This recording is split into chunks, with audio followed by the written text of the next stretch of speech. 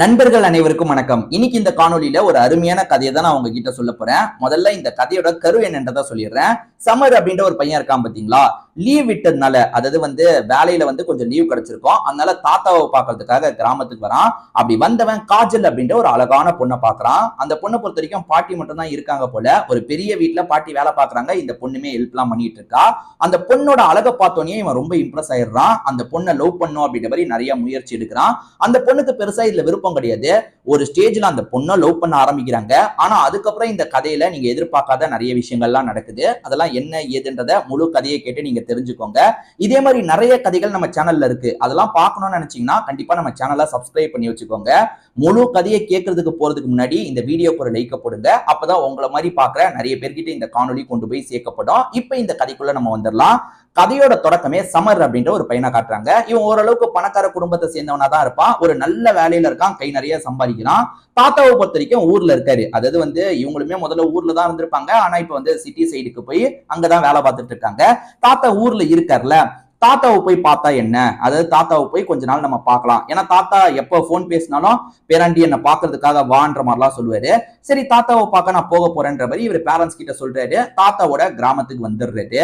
அந்த கிராமத்துல இவருக்கு சில நினைவுலாம் இருக்கும். இவர் ரொம்ப சின்ன பையனா இருக்கும் போது இந்த கிராமத்துல எல்லாம் இருந்திருப்பாரு. அந்த நினைவெல்லாம் ஆசை போட்டுக்கிட்டே இவருமே வந்துட்டு இருக்காரு. அப்படி வந்துட்டு இருக்கவர் காஜல் என்ற ஒரு பொண்ணை பாக்குறாரு. அந்த பொண்ணை பொறுத்த வரைக்கும் ஒரு பாட்டி மட்டும் இருக்காங்க. ஒரு வீட்டுல வேலை பார்த்துட்டு இருக்காங்கன்னு தெரியுது. பெருசா படிச்சாங்களா என்னன்னு தெரியல. பாட்டி கூட சேர்ந்து வேலை எல்லாம் பார்த்துட்டு இருக்காங்க. இவருக்கு அந்த பொண்ணை பார்த்தோன்னே ரொம்ப பிடிச்சிருது. அதாவது ஃபர்ஸ்ட் சைட்லயே காதல் வந்துரும்ன்ற மாதிரி சொல்லுவாங்கல்ல, அந்த மாதிரிதான் இவருக்கு தோணுது. இன்னும் இவ்வளவு அழகா இருக்கான்ற மாதிரி இவருமே அப்படியே பார்த்துக்கிட்டே இருக்காரு. ஒரு ஸ்டேஜ்ல அந்த பொண்ணு பாக்குறாங்க. பார்த்துட்டு என்ன இப்படி பார்த்துட்டு இருக்கான்ற மாதிரி ஒரு லுக் வருறாங்க. இவருக்கு தான் அந்த பொண்ணை ரொம்ப பிடிச்சிருது இல்ல. அந்த பொண்ணு எங்கெல்லாம் போறாங்களோ அங்கெல்லாம் இவரும் போயிட்டு இருக்காரு. அதாவது பாட்டி சில பொருளை வாங்கிட்டு வர சொல்லியிருப்பாங்க. அதை வாங்குறதுக்காக போகும்போது அவங்களையே ஃபாலோ பண்ணிட்டு இருக்காரு. அவங்களுமே ஒரு ஸ்டேஜ்ல நிறுத்தி எதுக்கு என்ன ஃபாலோ பண்றீங்கன்னு கேட்கும் போது, இல்ல உங்களை பார்த்தோன்னே எனக்கு ரொம்ப பிடிச்சிருச்சு, அதனாலதான் பேசுறதுக்கு ட்ரை பண்ணலாம் நினைச்சேன்ற மாதிரிலாம் சொல்றாரு. ஆனா அவங்கள பொறுத்த வரைக்கும் பெருசா பிடிக்கல போல, கொஞ்சம் கொஞ்சம் அவாய்ட் பண்ணிட்டு இருக்காங்க.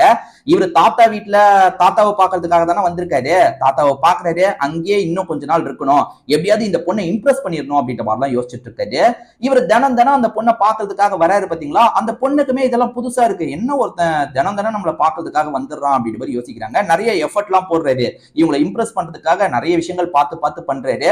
இதெல்லாம் போக போக காஜல் அப்படின்ற அந்த பொண்ணுக்குமே பிடிக்க ஆரம்பிச்சிருது. முதல்ல இந்த லவ் கிவெல்லாம் எனக்கு செட் ஆகாது போங்கன்னு சொல்லியிருப்பாங்க. ஒரு ஸ்டேஜ்ல எனக்குமே பிடிச்சிருக்குன்ற மாதிரி சொல்றாங்க. இவருக்கு ரொம்ப சந்தோஷமா இருக்கு. பரவாயில்ல, லவ்வை ஏத்துக்க வச்சிட்டோம், நம்ம போன் மூலியமா பேசலாம் அப்படின்ற மாதிரிலாம் சொல்றாரு. பேரண்ட்ஸ் கிட்ட இந்த லவ் விஷயத்த சொல்லி எப்படியாவது இவளை நம்ம கல்யாணம் பண்ணிக்கணும் அப்படின்ற மாதிரி இவர் ஆசைப்பட்டு இருக்காரு. அவங்களை பொறுத்த வரைக்கும் நான் ரொம்ப ஏழ்மையான குடும்பத்தை சேர்ந்த பொண்ணு தான், அதெல்லாம் உங்களுக்கு பிரச்சனை வராதான்னும் போது அதெல்லாம் ஒன்றும் பிரச்சனை கிடையாது, எனக்கு எப்படி இருந்தாலும் ஓகேன்ற மாதிரி சமர் சொல்லிட்டு இருக்காரு. இது நீங்க சம்பந்தப்படுற விஷயம் மட்டும் இல்ல, குடும்பம் சம்பந்தப்படுற விஷயம், நான் அதனால தான் சொல்றேன்ற மாதிரி அந்த பொண்ணு சொல்லும் போது அதெல்லாம் ஒன்றும் பிரச்சனை இல்லை அப்படின்ற மாதிரி இவருமே சொல்றாரு. ஆக்சுவலா இவரோட அம்மா வேற பிளான் எல்லாம் போட்டு வச்சிருப்பாங்க. இவரோட அம்மா இருக்காங்கல்ல, பையனை ஒரு பெரிய இடத்துல கட்டி தந்துடணும், அதாவது அவங்க மூலியமா நம்ம நிறைய சம்பாரிச்சிடணும், அவங்களுக்கு அதாவது அவங்க நிறைய ஃபேக்டரி எல்லாம் வச்சிருக்கவங்களா இருக்கணும், அந்த ரேஞ்சில பாக்கலான்ற மாதிரி பார்த்துட்டு இருக்காங்க. அந்த மாதிரி ஒரு சம்பந்தமும் கிடைக்குது. அவங்க தூரத்து சொந்தக்காரங்களா இருப்பாங்க. உங்க பையன் ஆள் பார்க்க ஸ்மார்ட்டா இருக்கான், எங்க பொண்ணுக்கு தர முடியுமான்ற மாதிரி அவங்க சைட்ல இருந்து அப்ரோச் வருது. இது சூப்பரான குடும்பம், எப்படியாவது பையனை இந்த குடும்பத்துல தள்ளிடணும் அப்படின்ற மாதிரிலாம் யோசிக்கிறாங்க. பையன் மேல பாசம் இருக்கு, பையனுக்கு ஒரு பெரிய லைஃப் அமைச்சு தந்துடணும்ன்ற மாதிரி அம்மா ஒரு பக்கம் கணக்க போட்டுட்டு இருக்காங்க. இவருமே என்ன பண்றாருன்னா, இப்படி இந்த வரன் எல்லாம் பார்த்துட்டு இருக்காங்கல்ல, அது தெரிஞ்சு இவருமே கொஞ்சம் கொஞ்சமா அம்மா கிட்ட ஓபன் பண்றாரு. அதாவது நான் தாத்தாவை பாக்குறதுக்காக போனேன்லம்மா, அந்த இடத்துல எனக்கு ஒரு பொண்ணு பிடிச்சிருக்கு, காஜல்னு ஒரு பொண்ணு பிடிச்சிருக்குன்ற மாதிரிலாம் சொல்றாரு. அம்மா உடனே மனசை மாத்துறதுக்கு நிறைய ட்ரை பண்றாங்க. என்னடா இப்படி பேசிட்டு இருக்க, காஜல்ன்ற பொண்ணு சாதாரண பொண்ணுன்னு சொல்ற, அந்த பொண்ணை கல்யாணம் பண்ணிக்கிட்டாலும் லைஃப் நல்லா இருக்காதுரா, அம்மா உனக்கு பெரிய இடத்துல பாத்திருக்கேன், நீ அந்த இடத்துல இருக்க பொண்ணை கல்யாணம் பண்ணிக்கிட்டா உன் லைஃப் செட்டில் ஆயிடும் அப்படின்ற மாதிரி சொல்லும் போது, இல்லம்மா லைஃப்ல நான் பார்த்துப்பேன், சம்பாதிக்கிற விஷயத்தெல்லாம் நான் பார்த்துப்போமா, எனக்கு இந்த வரதட்சணை வாங்குறது அதெல்லாம் பெருசா விருப்பம் இல்லம்மா அப்படின்ற மாதிரி பையன் சொல்றான். என்ன பையன் விடாப்புடியா பேசிட்டு இருக்கானே, எப்படி மனசை மாத்துறது அப்படின்ற மாதிரி அம்மாவும் மனசை மாத்துறதுக்கு என்னென்னமோ பண்ணிட்டு இருக்காங்க. ஆனா இவனை பொறுத்த வரைக்கும் முடிவா இருக்கான், நான் கல்யாணம் பண்ணிக்கிட்டா காஜல தான் கல்யாணம் பண்ணிப்பேன், எனக்கு காஜல ரொம்பவே பிடிச்சிருக்குன்ற மாதிரிலாம் சொல்றான். இப்ப அம்மாவுமே ஒரு சாதாரண பொண்ணுக்கு நம்ம பையனை கட்டி தரதா அப்படின்ற மாதிரி யோசிக்கிறாங்க. ஆனா பையனை பொறுத்த வரைக்கும் கட்டி தரலன்னா பெரிய பிரச்சனை பண்ணிடுவான்றது அம்மாவுக்கு புரிய வருது. அம்மாவுமே வேற மாதிரி நம்ம ஒரு விஷயத்த பண்ணலான்ற மாதிரி கணக்கு பண்றாங்க. அதாவது இவனுக்கு சம்மதம் சொல்லிடலாம், வேற எப்படியாவது கல்யாணத்தை கெடுக்க முடியுமான்றதை பார்க்கலான்ற மாதிரி சில முயற்சி எல்லாம் பண்றாங்க. அது என்னன்னா வந்து இவனுக்காக வந்து சரின்ற மாதிரி ஏத்துக்கிறாங்க. ஆனா அந்த பாட்டிக்கிட்டையும் அந்த பொண்ணுகிட்டையும் சூசகமா வந்து கொஞ்சம் கேவலமா பேசுறாங்க. அது என்னன்னா வந்து என் பையன் லவ் பண்ணிட்டான், அதனால வந்து நான் பேசுறதுக்காக வரேன்ற மாதிரி அவங்களை அசிங்கப்படுத்துற மாதிரிலாம் பேசிட்டு இருக்காங்க. இவன் அதாவது பையனுக்கு தெரியாம இந்த மாதிரி பேசிட்டு இருக்காங்க. பையன் இருக்கும் போது சாதாரணமா சம்பந்தம் பேசுவாங்களா அந்த மாதிரி பேசுறாங்க. ஆனா பையனுக்கு தெரியாம அப்பப்ப சந்திக்க போயிட்டு, ஓஹோ உங்களால இது கூட பண்ண முடியாதா, இந்த செலவு கூட நீங்க பாத்துக்க மாட்டீங்களா, எல்லாத்தையும் நாங்க பாத்துக்கணுமா, இதெல்லாம் பொண்ணு வீட்டை சேர்ந்தவங்க தான் பாக்கணும் அப்படின்ற மாதிரி வேணும்ட்டே செலவு அதிகமாவே சொல்லிட்டு இருக்காங்க. என்ன இந்த அம்மா இப்படி நடந்துட்டு இருக்காங்க, இதெல்லாம் சமருக்கு தெரியுமா தெரியாதா அப்படின்ற மாதிரி இந்த காஜலுமே யோசிச்சுட்டு இருக்காங்க. காஜல் இதை பத்தி சமர் கிட்ட பேசலாமான்னு நினைக்கும் போது இல்ல பேசுறது சரியா இருக்காதுன்னு பாட்டி சொல்லும் போது இவங்களுக்கும் அதுதான் தோணுது. இல்ல நம்ம வந்து அம்மாவை பத்தியே தப்பா சொல்ற மாதிரி சமர் நினைச்சுப்பான், அதனால சொல்லலாம் வேணான்ற மாதிரி இவங்களுமே அதெல்லாம் பொறுத்துக்கிறாங்க.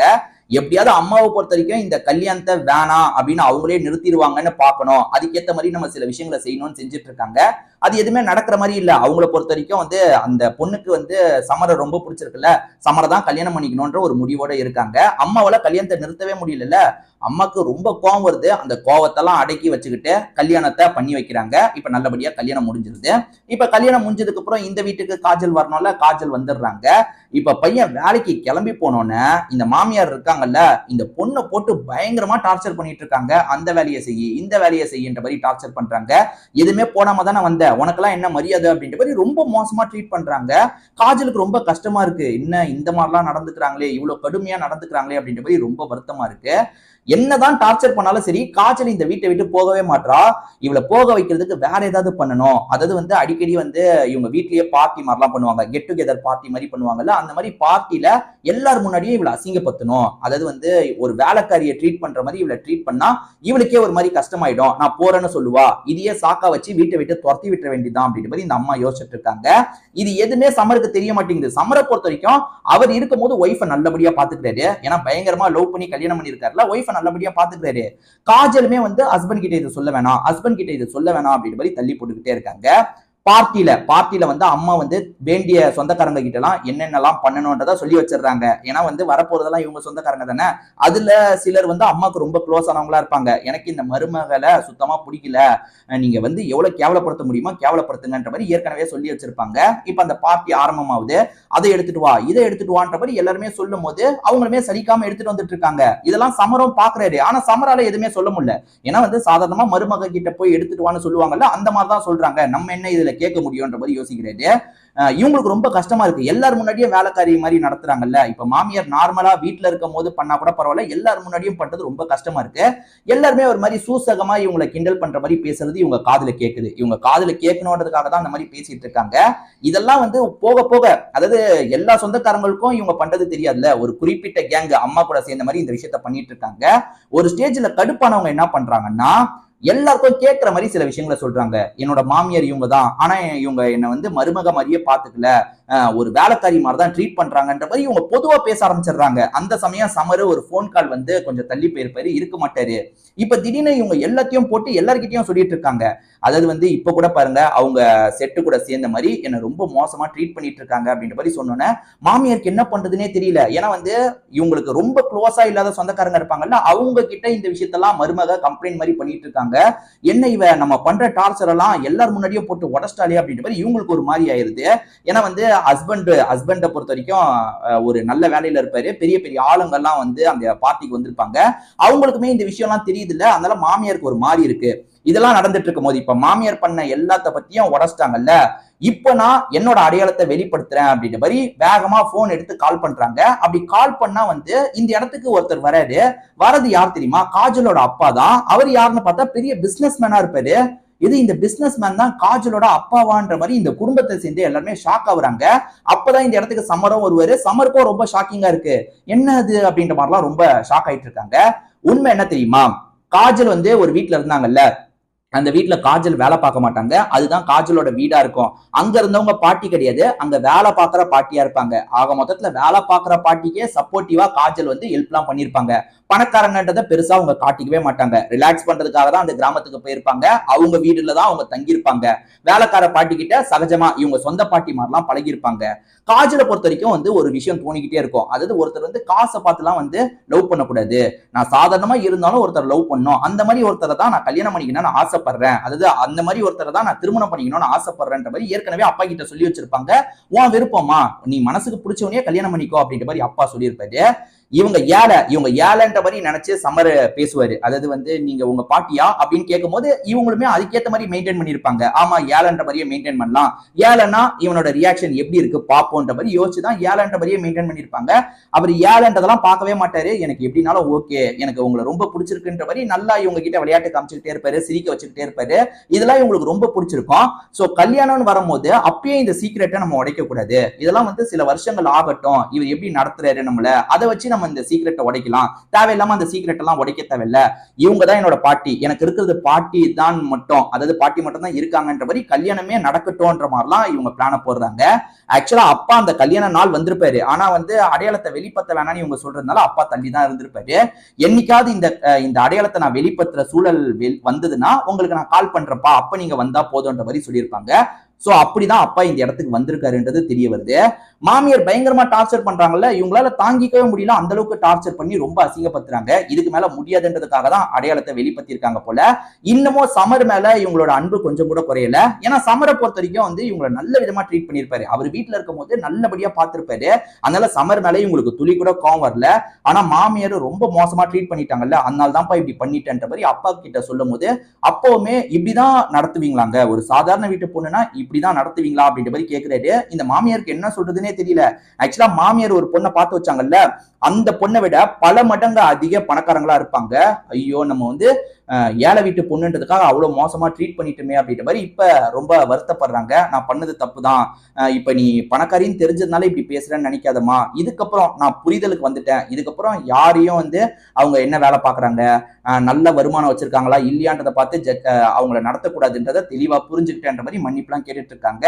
இவங்களுமே அதை பெரிய பிரச்சனையா மாத்த விரும்பல. காஜலுமே வந்து பெரிய பிரச்சனையா மாத்த விரும்பல. காஜலை பொறுத்த வரைக்கும் ஒரு நல்ல குடும்பத்து கூட நம்ம சந்தோஷமா ஒரு வாழ்க்கையை வாழணும்னு ஆசைப்பட்டிருப்பாங்க. இதுக்கப்புறம் நீங்க மாறினா கூட எனக்கு ஓகே தான், நம்ம வந்து இந்த குடும்பத்துல சந்தோஷமா ஒரு வாழ்க்கையை வாழலாம்னும் போது மாமியார் வந்து மனசு மாறிடுறாங்க. அதே சமயம் வந்து சமரை பொறுத்த வரைக்கும் இவ்வளவு நடந்ததை நான் கவனிக்காம இருந்துட்டேன், என்ன மன்னிச்சிரு அப்படின்ற மாதிரிலாம் சொல்றாரு. இல்ல உங்க தப்பு எதுவுமே இல்ல, எனக்கு உங்க மேல எந்த ஒரு கோபமும் இல்லைன்ற மாதிரி சொல்றாங்க. சோ இதுக்கப்புறம் இவங்க சேர்ந்து ஹாப்பியா ஒரு லைஃபை வாழ போறாங்கன்ற மாதிரி காமிச்சு இந்த கதையை நமக்கு முடிக்கிறாங்க. கண்டிப்பா இந்த கதை உங்க எல்லாருக்குமே பிடிச்சிருக்கும் நம்புறேன். இதே மாதிரி நிறைய கதைகளை ஏற்கனவே நம்ம சேனல்ல நம்ம போட்டிருக்கோம். அதெல்லாம் நீங்க பார்க்கணும்னா நம்ம சேனலை சப்ஸ்கிரைப் பண்ணி வச்சுக்கோங்க. இந்த கதை உங்களுக்கு பிடிச்சிருந்ததுன்னா கண்டிப்பா இந்த வீடியோக்கு ஒரு லைக் போடுங்க. அப்பதான் உங்களை மாதிரி பாக்குற நிறைய பேர்கிட்ட இந்த காணொலி கொண்டு போய் சேர்க்கப்படும். திரும்பி வேற ஒரு காணொலி மூலியமா உங்களை வந்து பாக்குறேன். இப்போதைக்கு உங்ககிட்ட இருந்து விடைபெறேன். நன்றி, வணக்கம்.